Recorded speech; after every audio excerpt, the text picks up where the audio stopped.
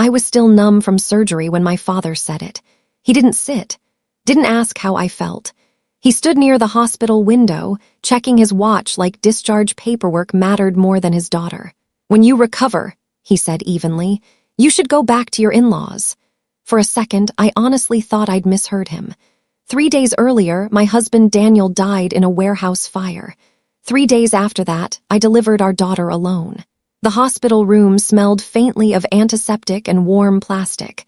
My newborn slept beside me, her tiny chest rising and falling under a pink blanket. I blinked slowly. "Go back," I asked. My mother adjusted her purse strap. "Yes," she said calmly. "You're not our responsibility from now on." The words didn't sound emotional. They sounded finalized, like a decision made long before I woke up from labor. The heart monitor beeped steadily beside me. I stared at both of them. "I just had a baby," I whispered. "And Daniel," my father cut in gently but firmly. "We supported you through the pregnancy. We handled the funeral arrangements. We've done what we could." Done, finished, closed. My mother added softly, almost professionally, "You'll figure things out. Women do." I remember thinking, this cannot be real, because these were the same parents who sat in the front row at my wedding, the same parents who cried when I told them I was pregnant. And now they were leaving me in a hospital bed with stitches, grief, and a newborn. They kissed the air near my forehead, picked up their bags, and walked out. No hesitation. No backward glance. The door closed. Silence settled over the room.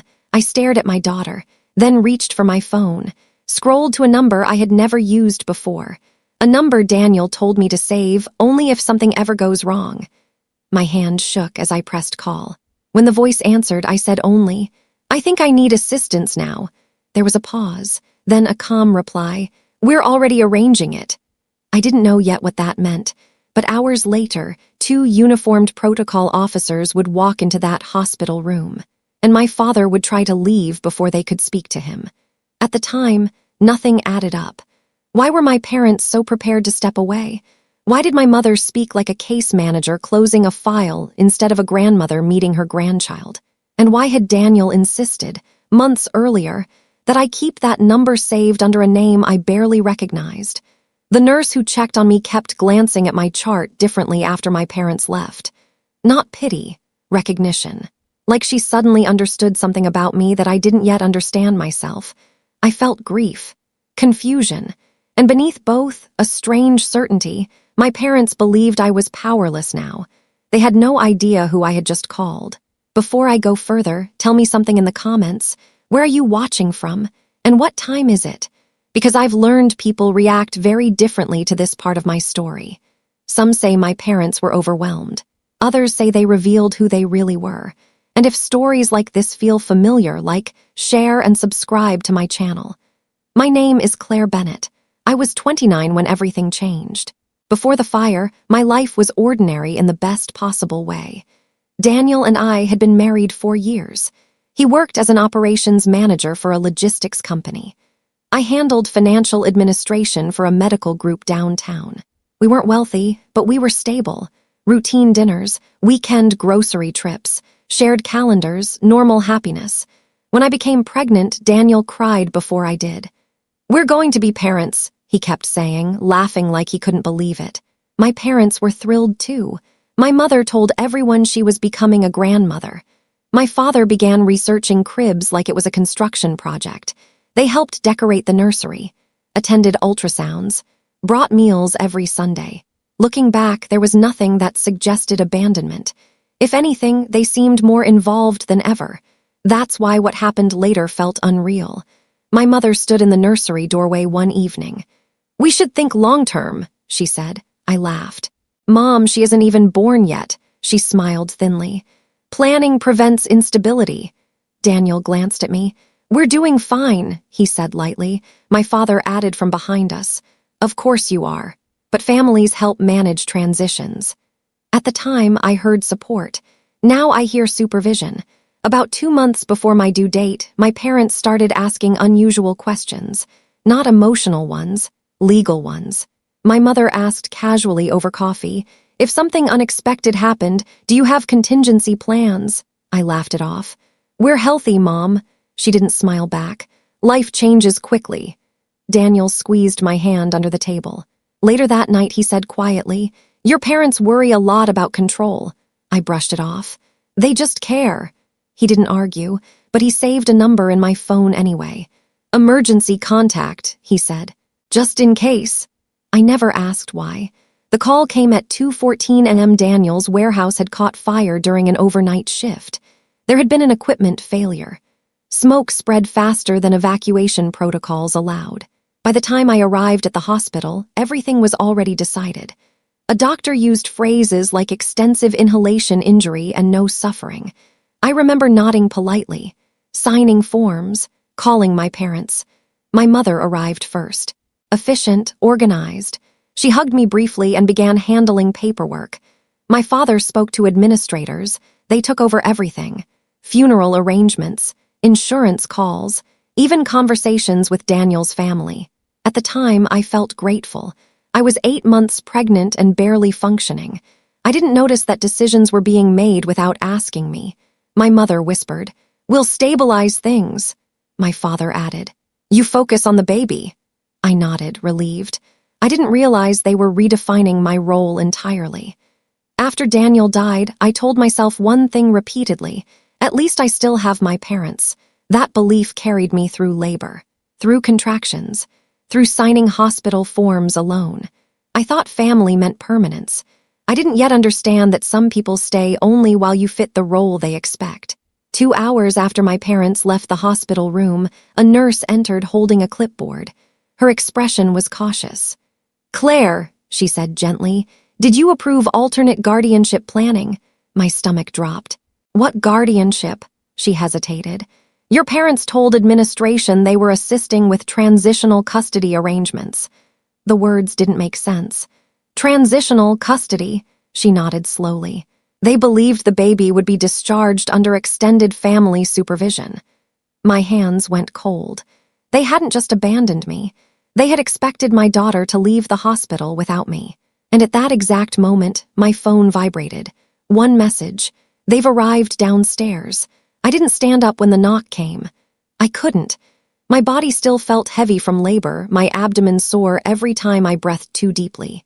My daughter slept beside me, wrapped tightly in the hospital blanket, completely unaware that her entire future had almost been reassigned without me knowing. Guardianship paperwork. The phrase kept echoing. My parents hadn't just left. They had planned an exit strategy for me, for my child. I stared at the door as it opened. 2 men stepped inside first, dark navy uniforms, clean lines, polished shoes. Gold insignia I didn't recognize immediately, but they didn't look like hospital security. They looked official, measured. Quiet authority filled the room before either of them spoke. Behind them walked a woman in a charcoal suit. Mid-40s, composed posture. Calm eyes scanning the room once before settling on me. Relief moved through my chest so suddenly I almost cried. She approached the bed slowly. "Claire Bennett?" she asked gently. "Yes," she nodded once. "I'm Director Evelyn Hart. Your husband listed our office as emergency contact." One of the uniformed men closed the door behind her. The room felt different instantly. Protected, structured, real. I swallowed. I wasn't sure anyone would actually come. She pulled a chair closer and sat beside me. "We always come," she said simply. I glanced at the officers. "There." "Federal Protective Liaison," she answered calmly. Not loud, not dramatic. Just factual. My brain struggled to catch up. "Why would Daniel?" Evelyn folded her hands. "Your husband never discussed his consulting work in detail, did he?" I shook my head slowly. "He said logistics contracts. Government-related sometimes." She gave a small knowing nod. "That's accurate but incomplete." My heartbeat quickened. "Am I in danger?" "No," she said immediately. "You're under protection." Protection. The word didn't feel real. I looked at my sleeping daughter, then back at her. "My parents just tried to arrange custody without me." Evelyn's expression changed slightly. Not surprise, recognition. "Yes," she said. "We were notified." I blinked. "You already knew?" She exchanged a glance with one of the officers. "We monitor situations involving dependents listed under Daniel's protection file." My thoughts stumbled over each word. Protection file. Who had my husband really been? Grief shifted into something else. Not relief yet, not anger, awareness. Daniel hadn't left me unprepared. He had anticipated something. And my parents had moved quickly the moment he was gone. Too quickly. The door opened again without knocking. My father walked in first, irritation already visible. "We forgot the insurance documents." He stopped mid-sentence. His eyes landed on the officers, then Evelyn. Then the closed posture of the room. Silence stretched. My mother stepped in behind him. "What's going on?" No one answered immediately. Evelyn stood slowly, professional. "Calm, Mr. and Mrs. Bennett." My father straightened instinctively. "Yes, I'm Director Hart. We're here regarding Claire Bennett's welfare designation." My father's confidence flickered. "Well, we were assisting," he said quickly. "She's in no condition to make decisions right now." My stomach tightened. There it was, not concern, authority. He continued. "We were arranging temporary custody until she stabilizes." I spoke quietly. "I didn't ask for that." He didn't look at me. Evelyn did. "Mr. Bennett," she said evenly, "no custody transfer exists. Claire retains full parental authority." My mother frowned. "That can't be right," the hospital said. "The hospital received incomplete information," Evelyn replied. The officer near the door spoke for the first time. "Sir, ma'am, we'll need to review any documents submitted under Claire Bennett's name." My father's face lost color. "These are private family matters." The officer's tone stayed neutral. "They became official matters when federal protective status was activated." The room went still. My father glanced at me, really looked at me for the first time since walking in. "What did you do?" he asked quietly. I realized then he thought I had manipulated something. He still believed I was helpless, just lucky. He didn't understand yet. My mother lowered her voice. "Claire, who are these people?" I answered honestly. "I called the number Daniel gave me." Her eyes widened. "You called strangers instead of your parents." The accusation stung, but something inside me had already changed. "I called the person my husband trusted." Evelyn spoke calmly. "Daniel ensured Claire and her child would never be without institutional support." My father swallowed. "Institutional?" The officer handed him a document. His hands trembled slightly as he read. I watched realization move across his face. Confusion, calculation, fear. He looked toward the door, like he suddenly wanted distance. My father cleared his throat. "Well, if everything is handled, we should let professionals manage things." He stepped backward, literally retreating.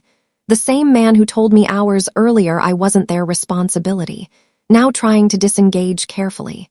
Evelyn's voice stopped him. "Before you leave, we need clarification regarding guardianship filings submitted this morning."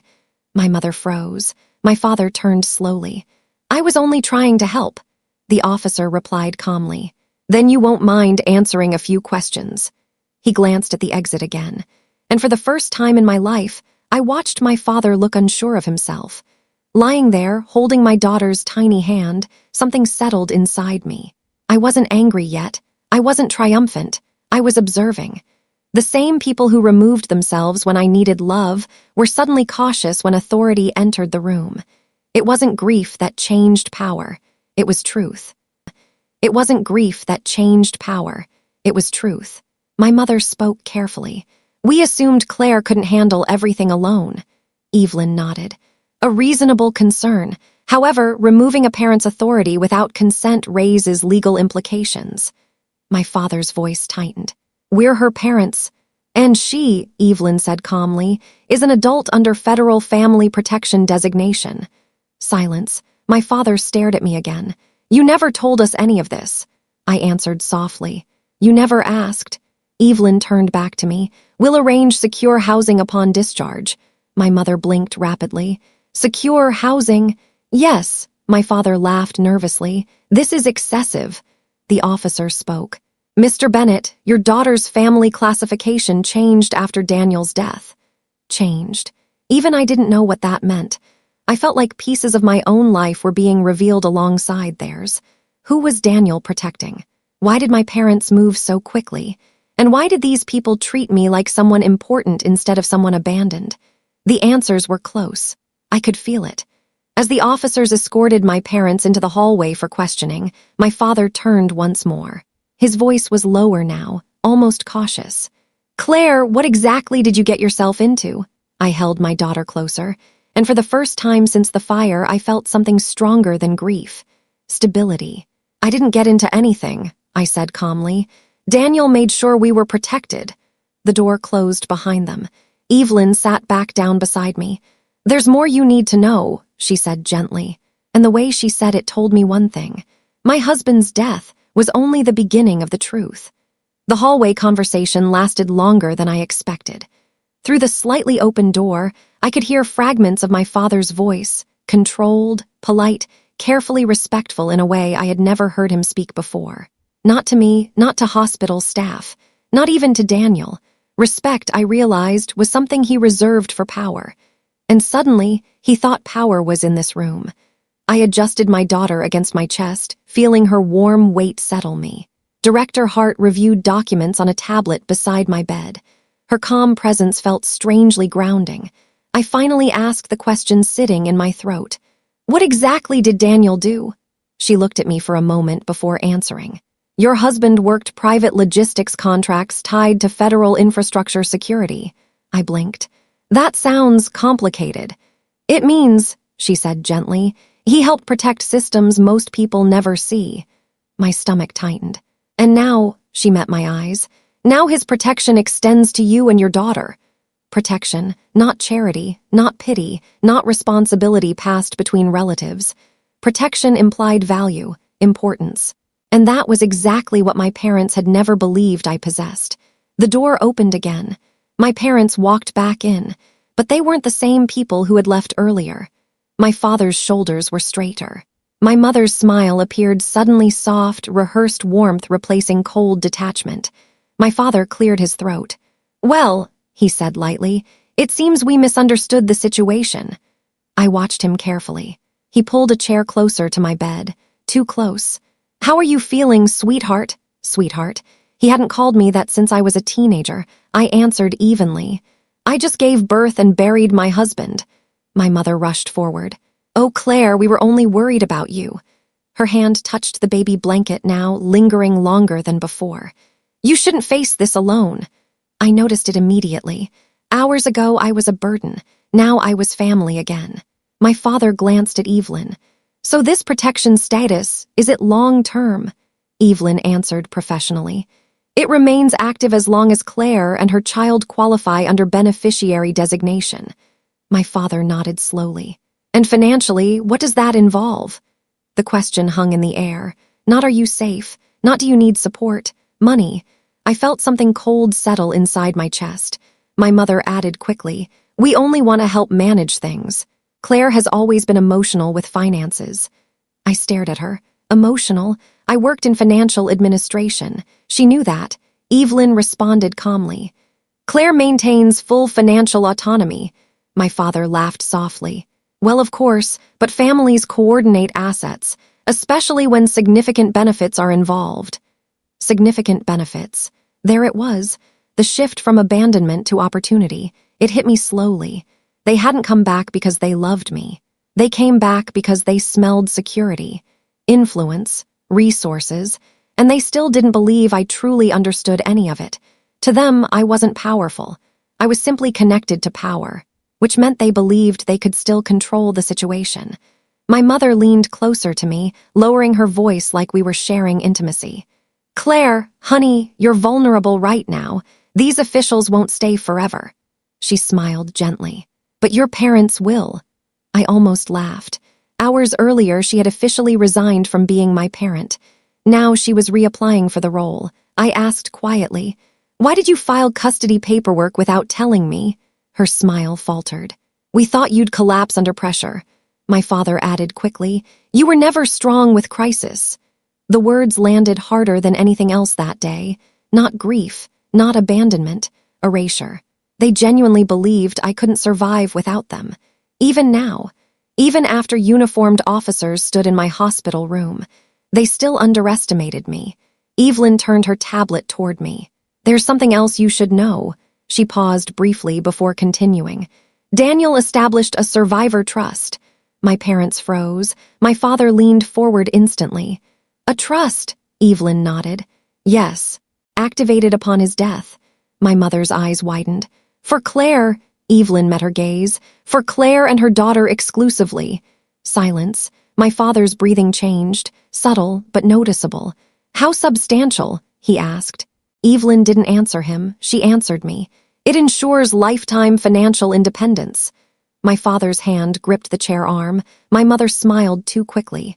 Oh, Claire, that changes everything. I realized then. They weren't shocked Daniel planned ahead. They were calculating access. Father, you'll obviously need guidance managing something like that. Me, I manage medical accounts worth millions daily. Mother, that's different. Personal wealth attracts predators.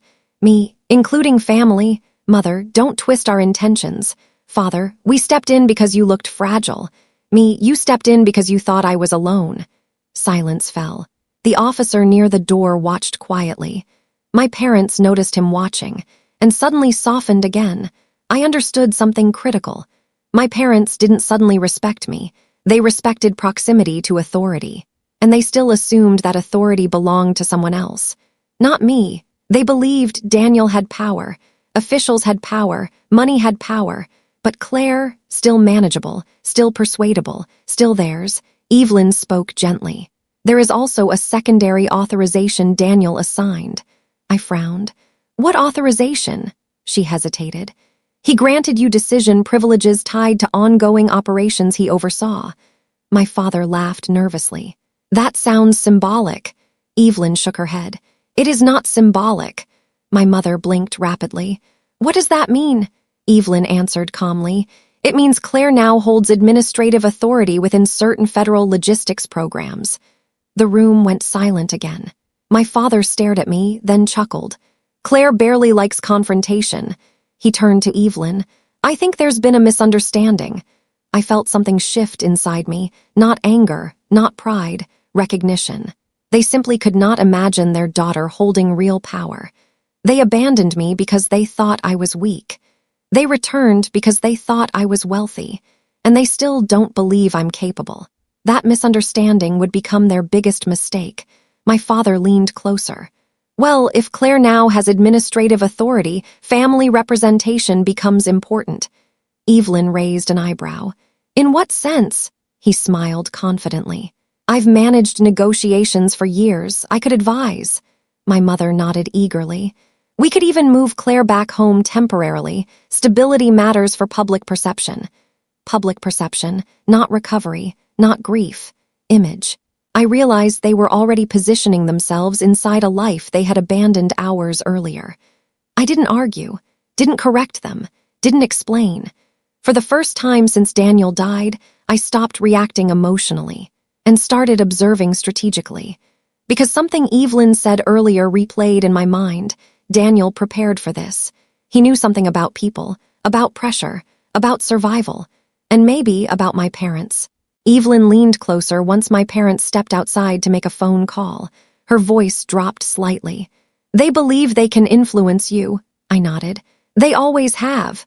She studied me carefully. Do you want boundaries established formally? I looked at my sleeping daughter, then toward the hallway where my parents whispered urgently. For the first time, I didn't feel abandoned. I felt awake. Yes, I said quietly. But not yet. Evelyn smiled faintly. Understood.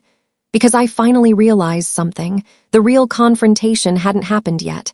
My parents still thought they were stepping into power. They didn't understand. They were walking toward exposure. By the second morning after the birth, my parents had completely changed their behavior.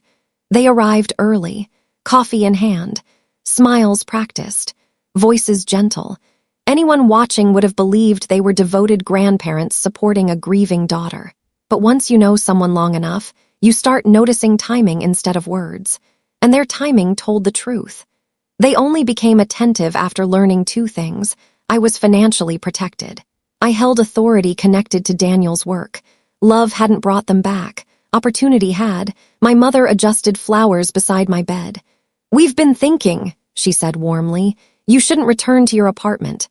I looked up from feeding my daughter. Why? My father answered immediately. Security concerns, you heard Director Hart, your situation is important. He emphasized the last word carefully. I nodded slowly. And your solution, he smiled. You and the baby move home with us. There it was, not support, relocation, control. My mother added softly, we'll help manage visitors, paperwork, finances, you shouldn't carry stress. I watched her carefully. 2 days ago, I wasn't their responsibility. Now I required supervision. They didn't see me as powerful. They saw me as a gateway, and gateways can be controlled. My father sat down beside me holding a folder. I spoke with a financial advisor this morning. I blinked. You spoke with one? Yes, he said casually. Someone experienced with trusts of this scale. I hadn't even seen the trust documents yet. He slid papers onto my bed tray. I drafted authorization forms so I can help oversee investments. I stared at the signature line, my name already typed. All I had to do was sign. My chest tightened. You moved fast, he chuckled. I'm protecting your future. The officer standing near the door shifted slightly. Watching, listening, my mother leaned closer. Claire, honey, large money attracts manipulation. You need someone experienced. I asked quietly. Experienced with what? My father answered without hesitation. Decision-making. That word hit deeper than abandonment. They still believed I lacked judgment, even now. Even after federal officers entered my hospital room. Even after Daniel trusted me with everything. They didn't doubt my grief. They doubted my competence. And that realization changed something inside me permanently. Me. Why did you try to take custody yesterday? Mother, we were helping. Me, without telling me. Father, you were unstable. Me, I was in labor. Mother, exactly. Me, so your solution was removing my child. Silence. My father's jaw tightened. You're interpreting this emotionally. The irony almost made me smile. Director Hart entered mid-conversation. Perfect timing. She addressed me directly. Claire, discharge planning has changed. My father perked up immediately. Yes, we were discussing her moving home. Evelyn didn't look at him. Claire will transition to a secured residence. My mother frowned. What residence? Evelyn answered calmly. One approved under protective designation. My father's smile faltered. We're her family.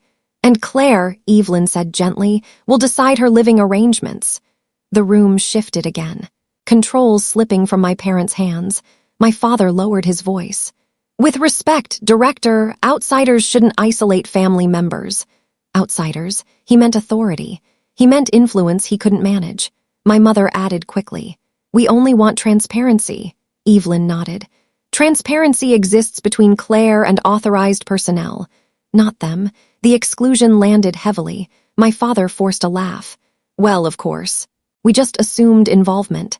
Assumed access. Assumed entitlement. For the first time, I saw my parents not as parents, but as negotiators, evaluating leverage, testing boundaries, adjusting strategy. And suddenly Daniel's preparation made terrifying sense. He hadn't prepared me for strangers. He prepared me for people close to me.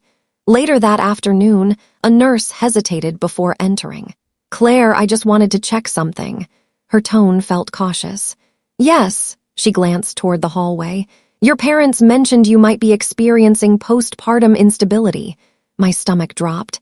They said what? She spoke gently. They requested staff monitor emotional decision-making. I felt heat rise behind my eyes. They were building a narrative. If they couldn't control money, they would control perception. When my parents returned, I asked directly. Did you tell staff I'm unstable? My mother gasped. Of course not. The nurse quietly placed a note on the table. My father read it. His expression hardened. We were advocating for additional support. You told them I couldn't make decisions. Mother, we said you were grieving. Me, you questioned my mental fitness. Father, Claire, stop dramatizing. I realized then they weren't embarrassed. They believed they were justified. Something inside me finally settled. The last emotional tie loosened. I stopped trying to be understood. Stopped trying to explain. Stopped hoping they would choose me over control. Instead, I began watching, learning, preparing. That evening, Evelyn returned with a sealed envelope. Daniel asked us to give you this only after activation. My hands trembled slightly as I opened it. Inside was a handwritten letter, Daniel's handwriting. Claire, if you're reading this, something happened to me. You're stronger than you think. Some people will underestimate you when you're vulnerable. Let them. Observe first. Act later. Trust your judgment. Not everyone who calls themselves family acts like it. You already have authority, you just haven't used it yet. My throat tightened. He knew, he anticipated pressure. Manipulation, greed, even from people closest to me. I folded the letter carefully, looked at Evelyn. I want copies of every document filed under my name. She nodded immediately. And hospital communications, I added. Already requested. I exhaled slowly. No anger. No confrontation, just clarity. My parents thought they were guiding events. They didn't realize I had stopped reacting and started preparing. That night, I overheard my parents speaking in the hallway. My father whispered urgently, "If we stay close, she'll rely on us." My mother replied, "She doesn't understand what she's inherited. Eventually, she'll need management." I lay in bed, holding my daughter, staring at the ceiling. They still believed power belonged to someone else. They still believed I would hand it over. They didn't understand one thing yet. I was letting them continue. Because the more they revealed, the clearer the truth would become. And soon, they would expose themselves publicly. 2 weeks after leaving the hospital, I invited my parents to dinner. Not a family dinner, a formal one, private dining room, downtown hotel, evening reservation. My mother sounded relieved on the phone. "Oh, Claire, I'm so glad you're ready to reconnect." Reconnect, as if nothing had happened. My father asked immediately, "Who else will be there?" I answered calmly, "People connected to Daniel's work." He paused, interest replacing concern. "Important people?" "Yes." That was enough for him.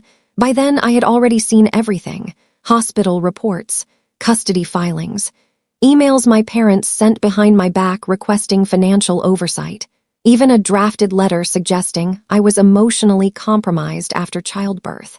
They hadn't just underestimated me. They had attempted to legally position themselves above me. Daniel's letter echoed constantly in my mind. Observe first, act later. Now it was time to act.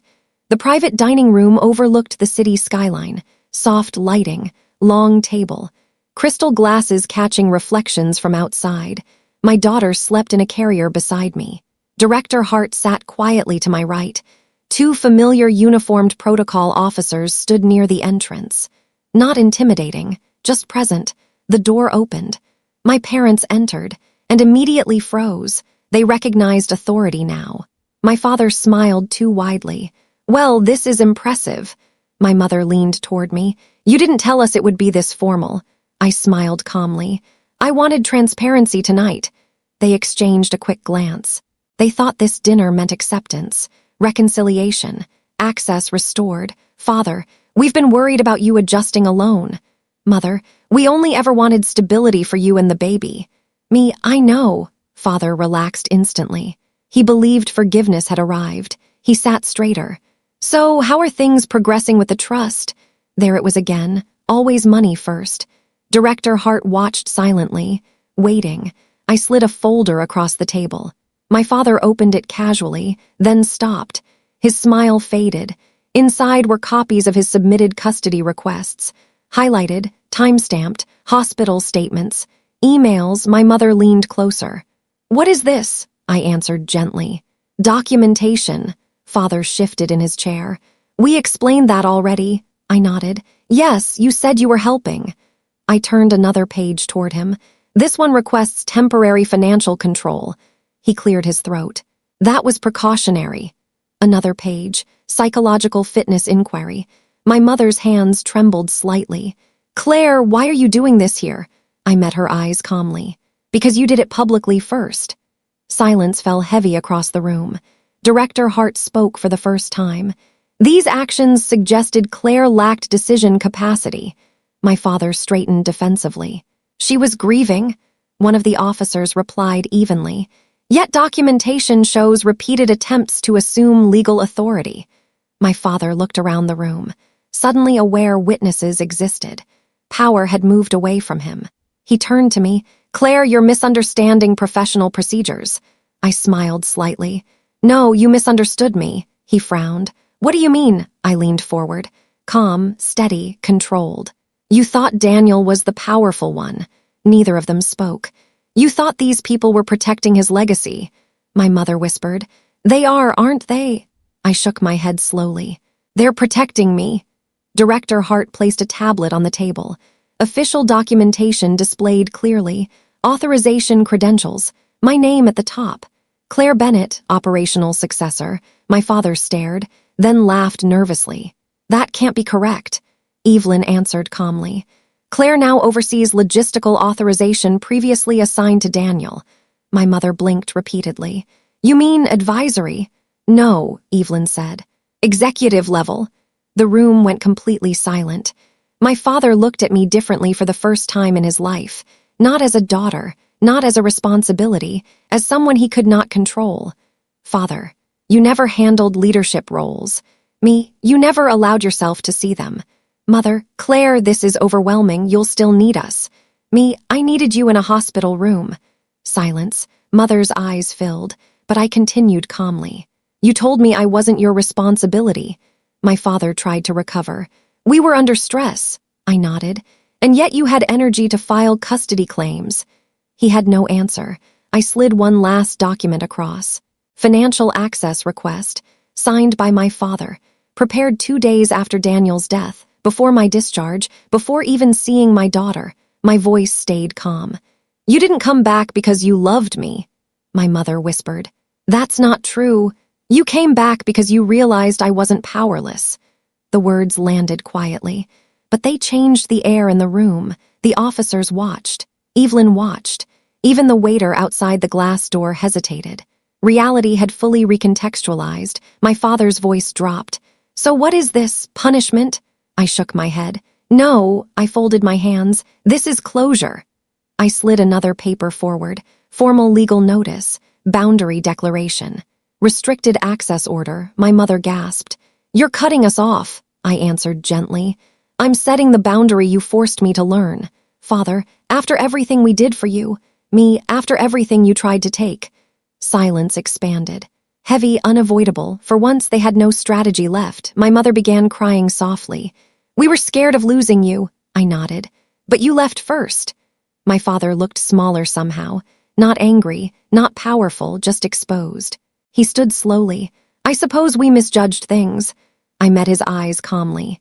Yes. He hesitated, waiting for softness, permission, reversal. It never came. The officers opened the door, not forcefully, just officially. My parents walked out. And for the first time in my life, I didn't feel guilty watching them leave.